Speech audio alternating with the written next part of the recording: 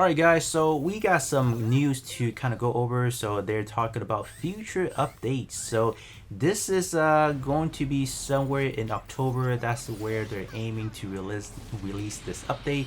Unfortunately, in October, I'm going to be out of town for the entire month. So if anything does come out in October, I'm not really going to be covering that, unfortunately. If they do roll that out in early October, then I can, but mid-October, I'm going to be out. So yeah, that's definitely going to be something I would cover once I do come back. But right off the back, they are tackling the increasing attack frequency of all funnel type skill, so that's definitely much needed.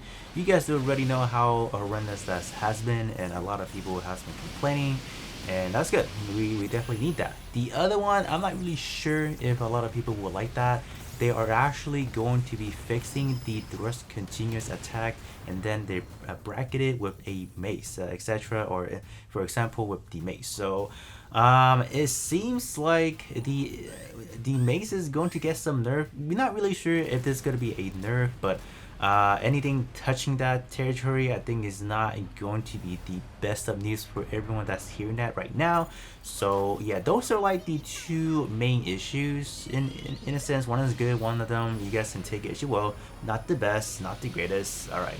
The other one is going to be the notification of a new mode being unlocked is displayed after every mission is cleared. So they're making sure that everyone knows what is going on, like what has been unlocked. So I think that's actually pretty good because of this game.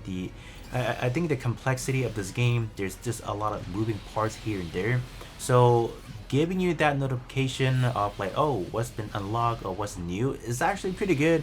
If they do add in like a do not show anymore, maybe they'll add that. I'm not really sure, but that's definitely pretty good. So at least players are aware of what's new. So that's good. The other one is the mobile suit is not displayed properly when using certain skill or weapon, so that's kind of like a UI changes. So just making sure that the unit and everything are coherent. So that's pretty standard up there right there, just for improvement and whatnot. And then some skill do not activate as intended. That's obviously really it's a fix that's needed. And then improving the stability of the game. So yeah, the main two is definitely the bread and butter for this update. So that's pretty good. And then after fixing the other issue, they will be continue to improve the following subsequent update: warning icon when synthesizing and selling, adding on and off functions, and then usability of expansion ability cartridge, and then adding a sort in. Okay, so this is gonna be good. They're adding a sorting and filtering by specific ability. We need that because without further digging, without further labbing, or just doing extensive testing, you don't really know what ability is for what a specific. So the EX OP, you don't know what they are until you actually test every single one of them.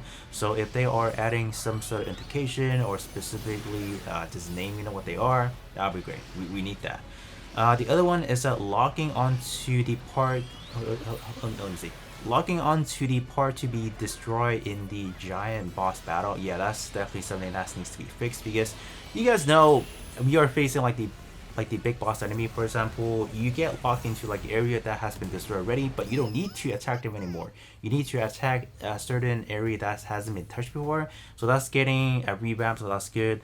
The other one is fixed so it does not. Yeah, they're talking about it's not gonna lock onto them anymore, so that's good. And then access to the shop, they're adding a shortcut to the menu, so that's pretty good.